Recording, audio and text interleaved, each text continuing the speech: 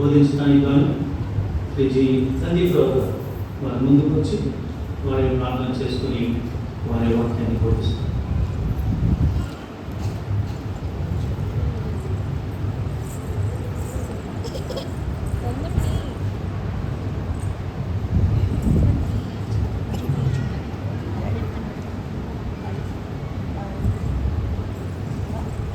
యేసుక్రీస్తు అతి పరిశుద్ధమైన నామమున ఈ యొక్క శుభ శుక్రవార ఆరాధనకు కూడి వచ్చినటువంటి మీ అందరికీ ప్రభు పేరిట వందనాలు చెల్లిస్తున్నాను. 2 నిమిషాలు మనం ప్రార్థించుకుందాం. కృపగలిగిన దేవ, జీవాధిపతి అయిన మా యేసయ్య, మీకే వేలాది వందనాలు స్తోత్రాలు చెల్లించుకుంటున్నాం తండ్రి. శిలువలో మీరు పలికినటువంటి 2వ మాటను మేము ధ్యానించే ఉండగా మా యొక్క హృదయంలో మీరే తోడుగా ఉండడం జరుగుతున్నాం. ఇలా వాక్యం వ్యక్తము కాకుండా మా జీవితంలో ఫలింపజేయనట్లుగా సహాయం దయచేయమని యేసుక్రీస్తు పరిశుద్ధమైన నామమున ప్రార్థించి బ్రతిమలాడుతున్నాం మా ప్రభు తండ్రి. ఆమేన్. లూకా రాసినటువంటి సువార్త 23వ అధ్యాయము 39 నుంచి 43 వరకు ఉత్తర ప్రత్యుత్తరంగా చదువుకున్నాం. లూకా రాసినటువంటి సువార్త 23వ అధ్యాయము 39వ వచనం నుంచి 43 వరకు ఉత్తర ప్రత్యుత్తరంగా చదువుకున్నాం. ప్రేలాడ వేయబడిన ఆ నేరస్తులలో ఒకడు ఆయనను దూషించుచు, నీవు క్రీస్తువు కదా, నిన్ను నీవు రక్షించుకుని మమ్మును కూడా రక్షించుమని చెప్పాను.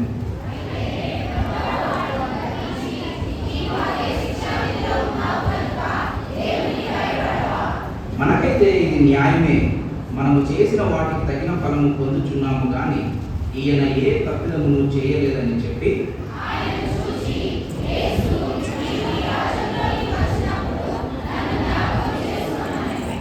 అందుకు ఆయన వానితో, నేడు నీవు నాతో కూడా పరదేశిలో ఉండవని నిశ్చయముగా నీతో చెప్తున్నాను. దేవుడు తన పరిశుద్ధ వాక్యం దీవించుగాక. దయచేసి అందరూ మీ దగ్గర ఉన్నటువంటి బైబిల్ని మూసివేయాలని ఆశపడుతున్నాం. ఎందుకంటే కేవలం ఉన్నది 15 నిమిషాలు మాత్రమే. నేను చెప్పేటువంటి మాటలు మాత్రమే మీరు వినాలని ఆశపడుతున్నాం. ఎందుకంటే సమయం చాలా తక్కువగా ఉంది కాబట్టి సమయం పాటిద్దాం. ఈ యొక్క అధ్యాయము చేయడానికి 8 వాక్యాలు నేను దేవుని యొక్క పరిశుద్ధ గ్రంథం నుంచి తీసుకొని ఉన్నాను. ఈ 8 వచనాలు మనము చిన్నప్పటి నుంచి విన్నవే, చిన్నప్పటి నుంచి మనము కంఠస్థం చేసినవే. ఒకవేళ ఎవరికైనా ఇటువంటి వాక్యాలు ఒకవేళ కంఠస్థం రాకపోతే మా చర్చి డైరీ తెచ్చుకుంటే వారు ఆ యొక్క రెఫరెన్సెస్ రాసుకొని తర్వాత ఇంటికి పోయిన తర్వాత వీలైతే దాన్ని కంఠస్థం చేయాలని ఆశపడుతున్నాను. ఎందుకంటే మన జీవితంలో మనం పుట్టడం కోరుకొని మరణించేంత వరకు ఈ యొక్క వాక్యాలు గుర్తుపెట్టుకుంటే ఎంతో మంచిది అని నేను భావించాను. అయితే ఒక సంఘంలో మాస్టర్ గారు ఈ విధంగానే ఒక తలంపు తెచ్చారంట. ఏమని అంటే, వచ్చే ఆదివారం నేను ఏదైతే మెసేజ్ చెప్పాలని ఆశపడుతున్నానో ఆ యొక్క అధ్యాయము నేను ఈ వారము నా సంఘస్థులకు చెప్తే వారి ఇంటికి వెళ్ళి ధ్యానించిన తర్వాత నేను మరలా ఆదివారం వచ్చి బోధిస్తే వాళ్ళకు బాగా అర్థమవుతుంది కదా అని ఒక తలంపు తెలిచాడు ఒక మాస్టర్ గారు. అయితే వారికి సంఘస్థులకు చెప్పాడు. ఏమని అంటే, వచ్చేవారు మత్తయి సువార్త 5వ అధ్యాయం చదువుకొని రండి అని. అందరూ సరే అన్నారు. ఇంటికి వెళ్ళారు. మరుసటి వారం వచ్చారు. ఎంతమంది మత్తయి సువార్త 5వ అధ్యాయం చదివారంటే అందరూ చేతులు ఎత్తారు. అయితే ఒక వ్యక్తిని ముందుకు పిలిచి, బాబు వచ్చి 5వ అధ్యాయం చదవమా, మత్తయి సువార్త తర్వాత మనం ధ్యానించుకుందాం అన్నారు. అయితే ఆ అబ్బాయి వచ్చి చదివి వినిపించాడు. తర్వాత వాక్య ధ్యానం చేశారు. 2వ వారం లూకా సువార్త, ఇప్పుడు మనం చదివినటువంటిది లూకా సువార్త 23వ అధ్యాయం చదవమన్నాడు. అదే 2వ వారం మరలా సంఘస్థులందరూ వచ్చారు. ఎంతమంది చదివారంటే అందరూ చేతులు ఎత్తారు. అయితే లూకా సువార్త 23వ అధ్యాయం చదవమని ఒక వ్యక్తిని ముందుకు పిలిచి మరలా చదవమన్నారు ఆ యొక్క పాస్టర్ గారు. సరే అని ఆమె చదివి వినిపించింది. మరుసటి వారం ఏమని చెప్పారంటే, అపోస్తుల కార్యం 29వ అధ్యాయం చదువుకొని రండి అన్నారు. సరే అని అందరి ఇంటికి వెళ్ళారు. మరుసటి వారం వచ్చిన వెంటనే ఎంతమంది చదివారండి మత్తయి అపోస్తుల కార్యం 29వ అధ్యాయం అంటే అందరూ చేతులు ఎత్తారు. ఒక ఆమెను చూశాడు. రండమ్మ ముందుకు వచ్చి చదవండి అంటే ఆమె వస్తూ దారిలో వస్తూ తీస్తూ రెఫరెన్స్ తీస్తూ ముందుకు వచ్చింది. ముందుకు వచ్చి మైక్ తీసుకొని అందరం కలిసి అపోస్తుల కార్యములు 29వ అధ్యాయం చదువుకుందాం అని చూసి వెంటనే రోడ్డు మీద చేసుకుని అబ్బా అనేది. ఎందుకంటే అపోస్తుల కార్యములు 28 అధ్యాయాలు ఉన్నాయి, 29 లేదు. అంటే సంఘస్థులు వింటున్నారు, వెళ్ళిపోతున్నారు, కానీ దానిని ఆచరించడం లేదు. ఇంటికి వెళ్ళిన తర్వాత వారు ధ్యానించడం లేదనేటువంటి సత్యాన్ని ఆ యొక్క పాస్టర్ గారు అర్థం చేసుకున్నారు. అయితే మనం ఆలోచన కాదు కాబట్టి దయచేసి ఎవరైనా ఆ యొక్క రిఫరెన్సెస్ అన్ని రాసుకొని ఇంటికి వెళ్ళిన తర్వాత మళ్ళా ధ్యానం చేయాలని ఆశపడుతున్నాను. చదువుకున్నటువంటి ఈ రెండవ మాటలో మనం చూసినటువంటి కొన్ని విషయాలు ఏంటివి అంటే, యేసుక్రీస్తు ప్రభువు వారి యొక్క అధికారాన్ని మనం చూస్తూ ఉన్నాం, ఆయన యొక్క దైవత్వాన్ని మనం చూస్తూ ఉన్నాం. దొంగ పశ్చాత్తాపడి మారు మనసు పొందిన వెంటనే ఆయనను పరలోక రాజ్యంలో చేర్చుకున్నటువంటి దేవుని యొక్క అధికారాన్ని మనం చూస్తూ ఉన్నాం. అదే రీతిగా దేవుని యొక్క అత్యంత కృపను, మహాకృపను మనం చూస్తూ ఉన్నాం. ఎందుకంటే ఆయన అనుగ్రహించిన కృపను బట్టే, దేవుడు అనుగ్రహించేటువంటి కృపను బట్టే ఆ యొక్క దొంగ పరలోక రాజ్యంలో చేర్చబడ్డాడు. అదే రీతిగా ఈ యొక్క రెండవ మాట అనేక మతాలకు, ఆ యొక్క మతాలను ఆచరించేటువంటి అనేక మార్గాలకు ఇది అతీతంగా ఉంది. ఎందుకంటే అనేక మతాలు రక్షింపబడాలి అంటే ఏం బోధిస్తున్నాయి?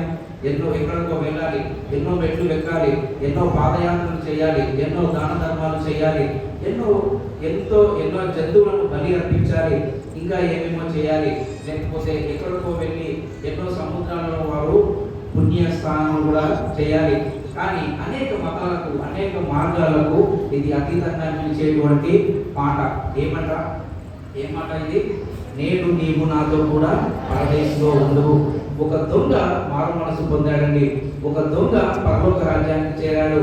ఒక బందిపోటు దొంగ ఎన్నో దొంగతనాలు చేసి ఉండవచ్చు, ఎంతో మందిని చంపిండవచ్చు, ఎంతో మందిని హింసించవచ్చు. కానీ చివరిగా ఆయన ఎక్కడున్నాడండి?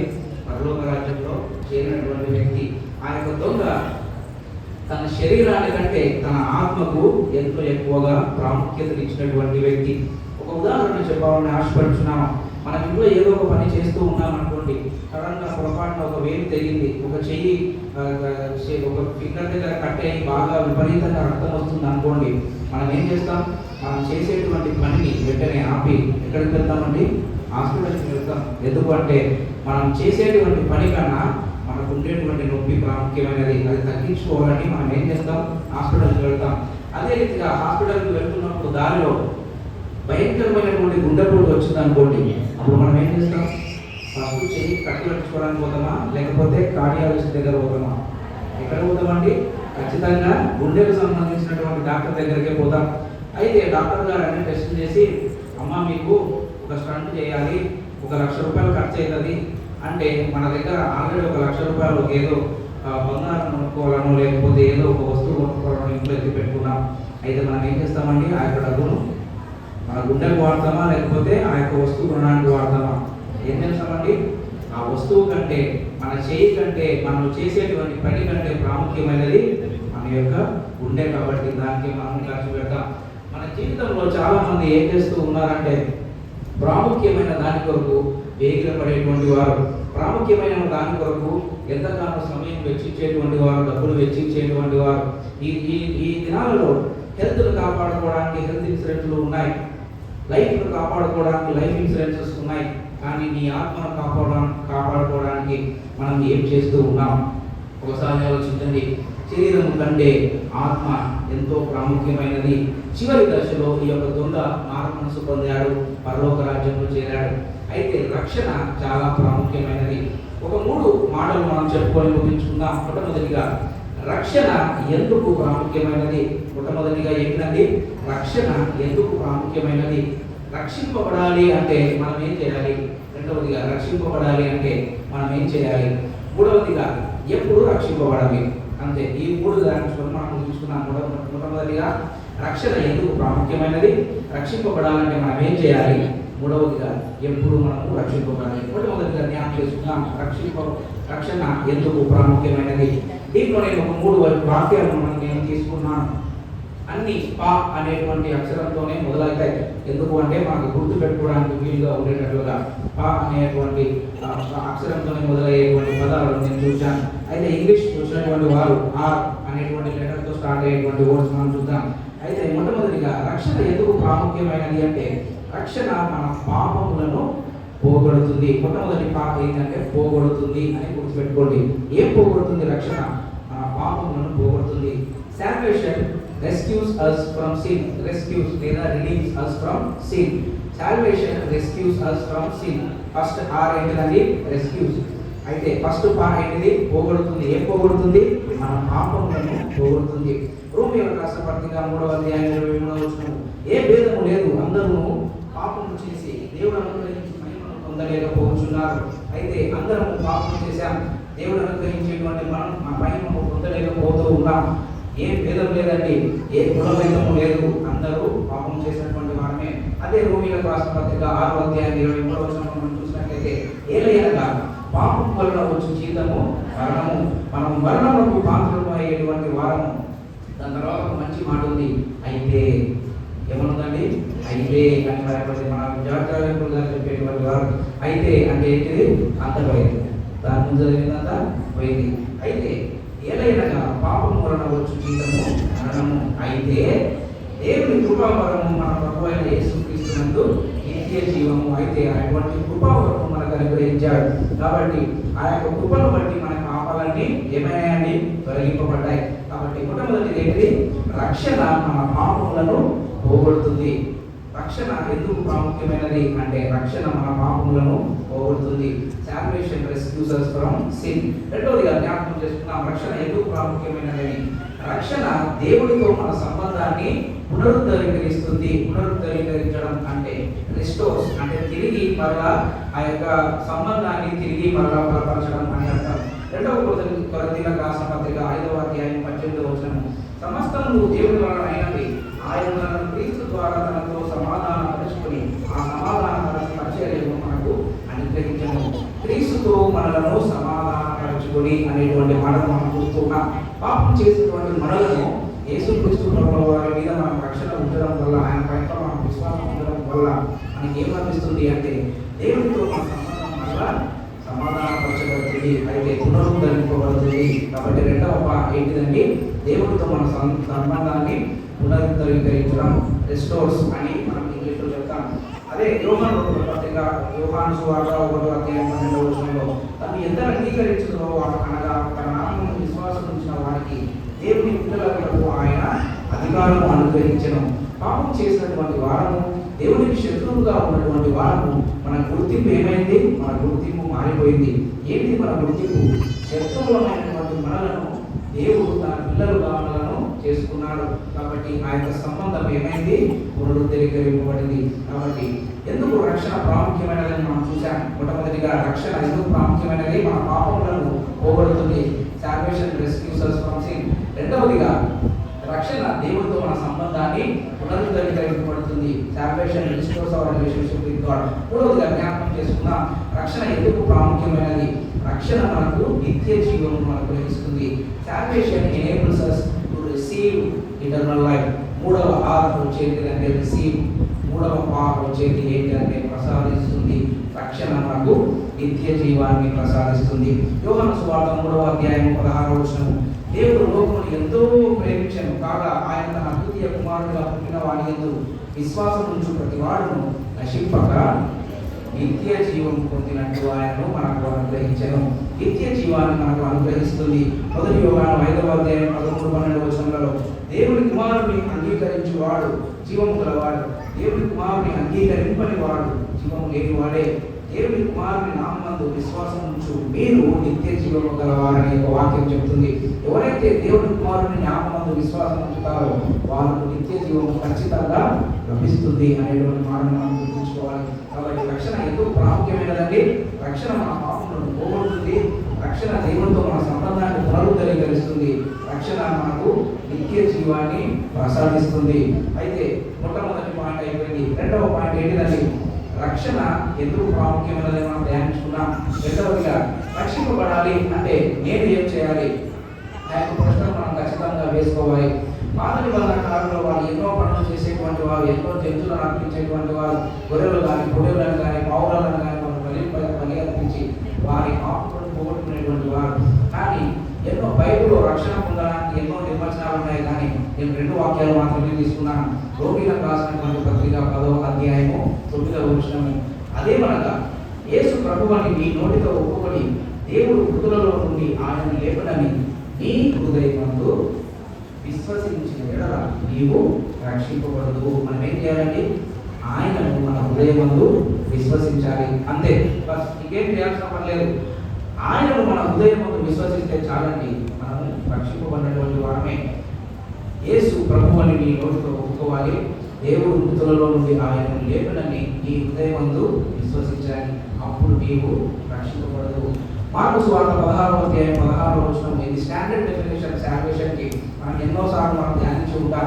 నమ్మి బాప్తిస్మము పొందువాడు రక్షింపబడను, నమ్మని వానికి శిక్ష విధింపబడను అనేటువంటి మాట మనం చూస్తాం. రక్షణ ఎంత ఖచ్చితమో, రక్షణ పొందకపోతే వచ్చేటువంటి శిక్ష కూడా అంతే ఖచ్చితమని మనం గుర్తించుకోవాలి. దేవుని నమ్మాలి, మరలా బాప్తిస్మము తీసుకోవాలి. బాప్తిస్మము అంటే మనం రక్షణ పొంది ఉన్నాము అనేటువంటి విషయాన్ని బహిరంగంగా అందరికీ తెలియజేసేది మనం బాప్తిస్మము అని చెప్పుకోవచ్చు. నేను రక్షించాను, నాకు దేవుని వ్యక్తిగతంగా జరిగినటువంటిది ఆ యొక్క రక్షణ. దాన్ని బహిరంగంగా నేను ఇతరుల మధ్య ఒప్పుకోవాలి అంటే బాప్తిస్మము అనేటువంటి మార్గం, ఆ యొక్క బాప్తిస్మం ద్వారా మనము ఒప్పుకోవాలి. అయితే ఈ దొంగలాగా మనం కూడా చివరి దశలో రక్షింపబడచ్చు కదా. ఆయన ఏం చేశాడని ఎన్నో పాపములు చేశాడు, జీవితాంతము పాపములు చేశాడు, కానీ చివరిగా ఆయన రక్షింపబడ్డాడు, పరలోక రాజ్యానికి పోయాడు. మనం గుర్తించుకోవాల్సినటువంటి విషయం ఏంటంటే ఆ దొంగకు అవకాశం లేదు, ఆ యొక్క దొంగకు సమయం లేదు. మూడవదిగా ఆ యొక్క దొంగ ఎప్పుడు చనిపోతాడో ఆయనకు తెలుసు. కొన్ని గంటలు లేకపోతే కొన్ని నిమిషాలు ఆయన చనిపోతాడని ఆయనకు తెలుసు. ఆయనకు బాప్తిస్మం పొందడానికి అవకాశం లేదు, ఆయన బాప్తిస్మం పొందడానికి సమయం కూడా అక్కడ లేదు. ఆయన అన్నాడు, విశ్వాసం ఉంచాడు, ఈయన నన్ను పరదేశంలోకి తీసుకొని పోగలిగినటువంటి వ్యక్తి అని ఆయన నమ్మాడు. వెంటనే ఆయన ఒప్పుకున్నాడు, ఆయన మనసు పొందాడు. కాబట్టి మనం కూడా SIT back and relax, enjoy your life అన్నట్టు ఉండకూడదు. మనం కూడా రక్షణ పొందుకోవాలి. ఎప్పుడు రక్షణ పొందాలి? మూడవ పాయింట్లోకి వస్తున్నాం. ఎప్పుడు మనము రక్షణ పొందాలి? ఒకసారి జ్ఞాపకం చేసుకుందాం. మనకు ఒకవేళ ఆలోచన రావచ్చు, ఒక దొంగ మారు మనసు పొందాడు కదా, ఒక దొంగ పరలోక రాజ్యానికి వెళ్ళాడు కదా అంటే మనం మర్చిపోతున్నటువంటి విషయం ఏంటంటే ఒకే దొంగ పరలోక రాజ్యానికి వెళ్ళాడు. ఇంకొక దొంగ ఏమయ్యాడంటే నిత్య నాశనానికి వెళ్ళాడు. అది మనం గుర్తించుకోవాలి. ప్రాబబిలిటీ ఓన్లీ 50% మనకి ఇక్కడ ఉంది అంతే. అయితే మన ఆధార్ కార్డులో మనం ఒకసారి చూసినట్లయితే మన డేట్ ఆఫ్ బర్త్ ఉంటుంది, మన date of death A card ఉంటుందండి? ఏ కార్డులో చూసినా కూడా మనకు దొరకదు. మనం ఎప్పుడు చనిపోతామో మనకు తెలియదు. అయితే we know our date of birth but we don't know when we will die. మనం ఎప్పుడు చనిపోతామో తెలియదు, మన రోజు ఎప్పుడు వస్తుందో తెలియదు. అంత్య దినాలలో ఉన్నాం. ఎన్నో సమస్యలు మనం చూస్తూ ఉన్నాం, ఎన్నో కొత్త జబ్బులు మనం చూస్తూ ఉన్నాం. రీసెంట్గా జరిగినటువంటి విషయం, కర్ణాటకలో హసన్ అనేటువంటి డిస్ట్రిక్ట్లో 40 రోజుల్లో 22 మంది చనిపోయారు. అందరూ యంగ్స్టర్సే, చాలా యవ్వన దశలో ఉన్నటువంటి వారు. అదే డిస్ట్రిక్ట్లో మరలా వితిన్ 2 months 45 మంది చాలా యంగ్ పిల్లలు చనిపోయారు. స్కూల్లో ఏం చనిపోయారు. ఎందుకు అంటే ఏదో హార్ట్ ఫెయిల్యూర్ అని చెప్పేసి వాళ్ళు నిర్ధారించి పంపిస్తున్నారు, కానీ నిజమైన కారణం తెలియదు. ఎంతో మంది చనిపోతున్నారు, సడన్ కొలాప్సెస్ జరుగుతూ ఉన్నాయి, కొత్త వైరస్లు వస్తున్నాయి, కొత్త జబ్బులు వస్తూ ఉన్నాయి, కొత్త సిచ్యువేషన్స్లు వస్తున్నాయి, ఎన్నో యుద్ధాలు జరుగుతూ ఉన్నాయి. మన రోజు ఎప్పుడు వస్తుందో మనకు తెలియదండి. ఒకసారి జ్ఞాపకం చేసుకుందాం. మనం ఉండే నిమిషానికి 72 సార్లు కొట్టుకుంటుంది అంటే సుమారుగా ఒక గంటకి 4000 చిల్లర కొన్నిసార్లు కొట్టుకుంటుంది. అదే మనకు ఉండే ఒక రోజుకి ఎన్నిసార్లు కొట్టుకుంటుంది అంటే 1,04,000 సార్లు సుమారుగా మన యొక్క గుండె కొట్టుకుంటుంది. నేను చిన్నప్పుడు బయట ఆడుకునే సమయంలో చాలా ఎక్కువ సార్లు ఆడినటువంటి ఒక ఆట నాకు ఈ యొక్క సమయంలో జ్ఞాపకం వస్తూ ఉంది. అందరం పిల్లలు కలిసి గ్యాదర్ అయ్యేటప్పుడు స్టాచ్యూ అంటే ఏం జరుగుతుంది, మిగతా పిల్లలందరూ వెంటనే ఆగిపోవాలి. ఒకవేళ ఇదే గేమ్ దేవుడు మనతో ఆడితే మన పరిస్థితి ఏంటండి? స్టాచ్యూ అంటే మన గుండె ఏమైపోతుంది? రోజుకి 1,40,000 సార్లు కొట్టుకునేటువంటి గుండె ఒక్కసారిగా ఆగిపోతే ఏమవుతుందో జ్ఞాపకం చేసుకుందాం. కాబట్టి ఎప్పుడు రక్షింపబడాలి అనేటువంటి క్వశ్చన్కు ఆన్సర్ ఎవరి దగ్గర ఉంది? మన దగ్గరే ఉంది. ఇంతవరకు రక్షింపబడి ఉన్నటువంటి వారు ప్రైజ్ లార్డ్ అని చెప్పండి. ఒకవేళ ఇంకా రక్షింపబడకపోతే ఒకసారి జ్ఞాపకం చేసుకోండి, ఇదే సరైన సమయం, ఇదే రక్షణ దినం. దొంగ వల్ల నేను నా చివరి దశలో నేను మారు మనసు పొందొచ్చు కదా అనుకుంటే ఆ సందర్భంలో నీకు అవకాశం ఉంటుందో లేదో మనకు తెలియదు. ఆ సందర్భంలో నీకు సమయం ఉంటుందో లేదో తెలియదు. ఆ సందర్భంలో నీకు అటువంటి ఒప్పుకోవడానికి ఆ యొక్క మనసు ఉంటుందో లేదో కూడా తెలియదు. కాబట్టి నేడే రక్షణ దినం. దేవుడి యొక్క విశ్వాసం ఉంటే చాలు, ఆ యొక్క బాప్తిస్మము మనము పొందుకుంటే చాలండి, మనము రక్షింపబడతాం, పరలోక రాజ్యానికి మనము చేరుకోబడతాం. దయచేసి అందరూ కళ్ళు ఉంచినట్లయితే ప్రార్థించుకుని ఊహించుకున్నాం. కృప కలిగిన దేవ, జీవాధిపతి అయిన మా యేసయ్య, మీకే వేలాది వందనాలు స్తుతులు చెల్లించుకుంటున్నాను తండ్రి. నేడు నీవు నాతో కూడా పరదేశంలో ఉండు అనేటువంటి మాట మీరు దొంగతో చెప్పారు. అయితే తండ్రి ప్రభు నా రక్షణ ఎంతో ప్రాముఖ్యమైనదని మేము తెలుసుకున్నాం. తండ్రి ప్రభు రక్షణ మా యొక్క పాపములను పోగొడుతుంది. రక్షణ తండ్రి ప్రభు దేవుడితో మీతో మాకు సంబంధాన్ని పునరుద్ధరీకరిస్తుంది ప్రభు. అదే రక్షణ మాకు నిత్య జీవాన్ని అనుగ్రహిస్తుంది తండ్రి. తండ్రి ప్రభు ఇటువంటి గొప్ప భాగ్యం మీరు మాకు అనుగ్రహించినటువంటి దేవుడు తండ్రి. అందును బట్టి మీకే వేలాది వందనాలు స్తుతులు. మీ యొక్క సంపూర్ణమైన విశ్వాసం ఉంచేటువంటి బిడ్డలుగా మమ్మల్ని తయారు చేయగలుగుతున్నాం తండ్రి ప్రభు. ఇప్పుడే ఈ క్షణమే తండ్రి ప్రభు మేము రక్షింపబడి తండ్రి ప్రభు మీ చిత్తం చేయటువంటి కృపను అనుగ్రహించమని యేసుక్రీస్తు పరిశుద్ధమైనటువంటి నామమున ప్రార్థించి బ్రతిమలాడి అనుగ్రహించున్నాము తండ్రి. ఆమేన్. ఈ యొక్క అవకాశం ఇచ్చినటువంటి దేవాదేవునికి అలాగే పాస్టర్ గారికి ప్రభు పేరిట వందనాలు చెల్లిస్తున్నాం. Thank you.